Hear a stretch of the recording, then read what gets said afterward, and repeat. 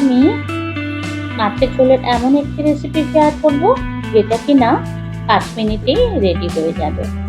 বাঙালি প্রিয় ভোলা মাছের একটা সিম্পল রেসিপি আপনাদের সাথে শেয়ার করছি। তো রেসিপিটা শুরু করার আগে বলি, চ্যানেলটা যদি সাবস্ক্রাইব করা না থাকে অবশ্যই চ্যানেলটা সাবস্ক্রাইব করবে আর লাইক কমেন্ট শেয়ার করে পাশে থাকার অনুরোধ রইল। মাছের ঝোলটা, ঝোল বলা অবশ্য ভুল, এটা মাছের ঝাল। জাস্ট 5 টাকার একটা সর্ষে প্যাকেট দিয়ে বানিয়ে নিতে পারবেন এরকম একটা অসাধারণ স্বাদের ভোলা মাছের রেসিপি।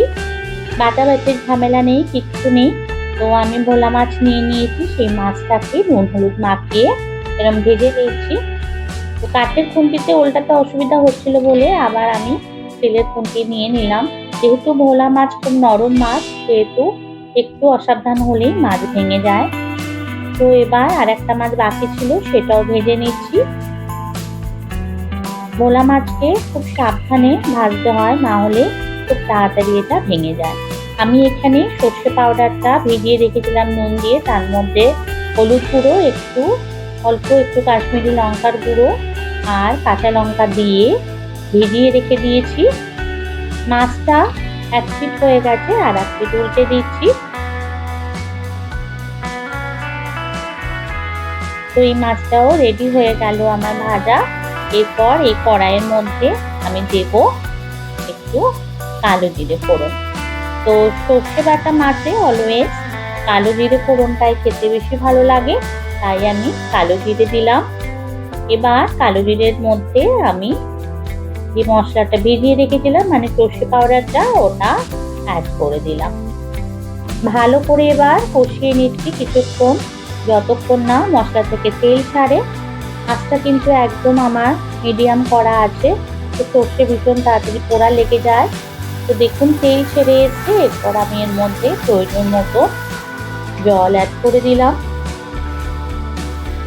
এরপর ঝোলটা কিছুক্ষণ ফুটলে তারপরে আমি এর মধ্যে মাছগুলো অ্যাড করে দেবো।